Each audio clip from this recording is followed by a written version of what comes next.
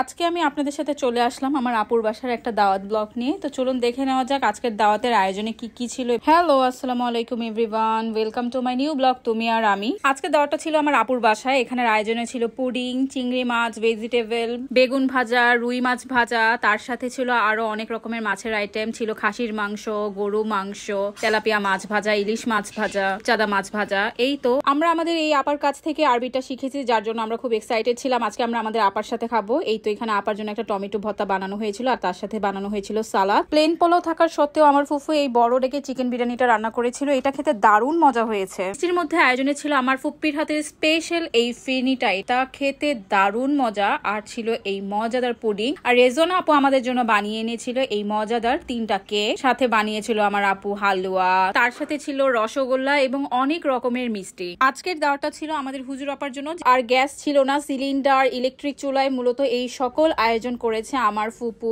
আপু। খাওয়া দাওয়াটা মূলত আসলে এখানে কিছুই না, এখানে হচ্ছে আমাদের অনেক বছর পরে একসাথে দেখা সাক্ষাৎ হওয়া। এই ফাঁকে অনেকের সাথে আরো আমাদের দেখা হবে। আমার আপুর কিছু কলিগ আসবে, আমরা যারা একসাথে পড়েছিলাম তাদের সাথেও দেখা হওয়া। রেজনা আপু আমাদের সবার জন্য কেক নিয়ে এসেছিল, এখানে এই কেক গুলোকে আনা হয়েছে। আর এখানে হালুয়া, অনেক রকমের মিষ্টি, ফিরনি, লাড্ডু, সকল কিছু এখানে আনা হয়েছিল। আর আপা আমাদের জন্য পুডিং বানিয়ে এনেছিল। এই পুডিংটা হচ্ছে আমার আপার হাতের বানানো। আপা অবশ্য আমাদের জন্য কেক বানিয়ে এনেছে, ভিডিওটা ডিলিট হয়ে গিয়েছে। বাট রেজনা আপুর এই সুন্দর মজাদার কেক গুলো খেতে খুবই ডেলিশিয়াস ছিল। রাত্রেবেলা আপনাদের ভাইয়ার জন্য খাবারটা উপরে পাঠিয়ে দেওয়া হয়। আপনাদের ভাইয়া এখানে যে যে খাবার পছন্দ করে সেই খাবারগুলোকে খুব সুন্দর করে প্লেটের সাইডে সাইডে নিয়ে, প্লেটটাকে দেখুন খুব সুন্দরভাবে ডেকোরেট করেছে। আবার মেয়ের হাতের বানানোর একটা পিস জাস্ট এখানে আছে, আপনারা জাস্ট এই পিসটাই দেখেই বুঝে নিতে পারেন যে কেকটা কত সুন্দরভাবে কত মজা করে বানিয়েছিল। আমার আপু, আপা এবং তার কলিগদেরকে দেখানো সম্ভব হয়নি, কারণ তারা সবাই পর্দা করে, তারা কেউ ক্যামেরার সামনে ওরকম আসে না, যার জন্যই আমি তাদেরকে দেখাতে পারলাম না। আপুর কলিগকে বাসায় নামিয়ে দেওয়ার জন্য বের হয়ে যায়। আজকের ভিডিওটা এখানেই শেষ করে দিচ্ছি। ভিডিওটা ভালো লাগলে অবশ্যই আমার পেজটাকে লাইক, ফলো এন্ড শেয়ার দিয়ে আমার পাশেই থাকবে। আল্লাহ হাফেজ।